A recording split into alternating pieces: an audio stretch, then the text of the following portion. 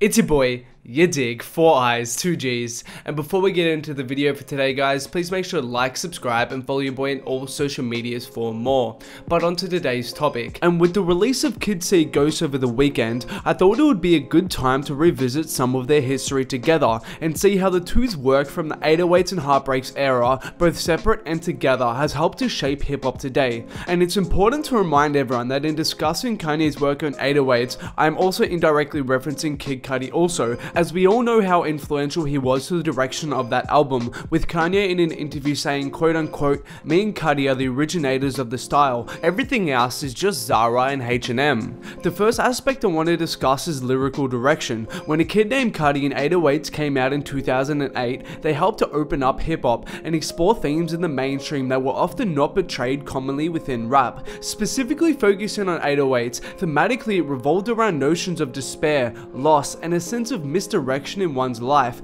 at the hands of an emotionally distraught man following the passing of his mother and splitting with his partner. Kanye has always treated his lyrics as an open book into his mind state since the beginning, admitting to being self-conscious about his looks and appearance all the way back on College Dropout. But this was something different. The vulnerability his lyrics projected was unheard of in mainstream hip-hop at the time, and it paved the way for others to do the same, and has gone on to influence people like Drake or even someone like Future when he gets on his emotional tip. And this is similar for Cudi from this era. On the opener to Man on the Moon 1, Common introduces Cudi as a voice who spoke of vulnerabilities and other human emotions and issues never before heard so vividly and honest. And this description is pretty much spot on. Cudi helped to usher in early forms of what we know as emo rap or sad rap. It wasn't necessarily the struggle of being broke, homeless, or a tough street life, but the struggle was more eternal. He spoke on feelings of loneliness, isolation, and a sense of being lost in life, traits and themes that are only becoming more and more popular today as the sad rap trend continues to be on the rise, with suburban kids like Six Dogs,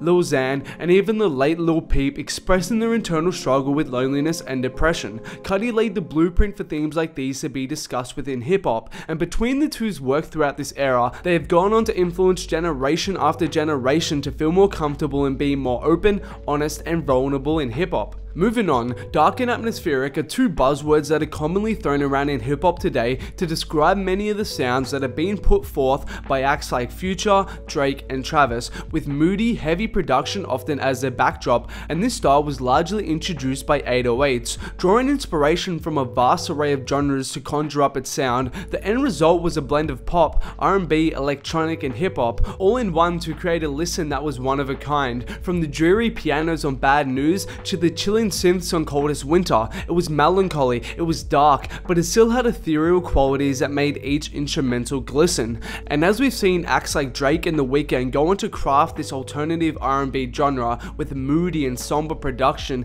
and acts like Future and Travis push forward this notion of dark trap with dreary pianos and synths, they didn't necessarily copy and paste 808's sound. Rather, 808s was a necessary stepping stone of inspiration for each artist to develop and build upon into their own sound. And finally, today's blend of a sing rap and style of delivery that is used by damn near every popping artist is also influenced from Kanye and Cudi. When Cudi came out with his style, he helped to popularize the idea of blending singing and rapping into one. Incorporating melodies wasn't something new within hip-hop and has been done since the likes of 50 Cent, but the fashion that Cudi did it in, with his cadence and flows over production that fused indie rock with hip-hop and electronic, set him apart and proved to be influential. And it was after the release of A Kid Named Cudi when Kanye flew Cudi out to Hawaii to eventually work on 808s, and it's clear that the approach that Kanye took vocally on 808s was at least partly influenced by Cudi, with him building upon the fusion of singing and rapping. But Ye took it one step further with his use of autotune.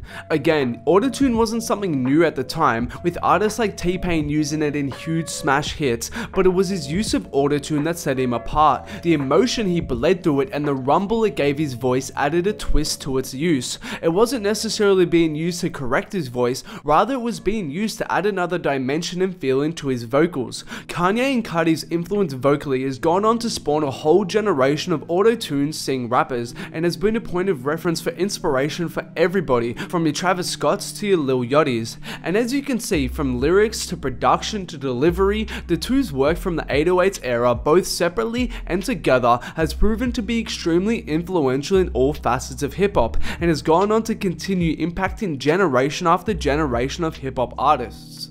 And that's all from me today, guys. Thanks a lot for watching. Make sure to let me know what you thought about today's video. Also, please make sure to like, subscribe, and follow your boy in all social medias for more.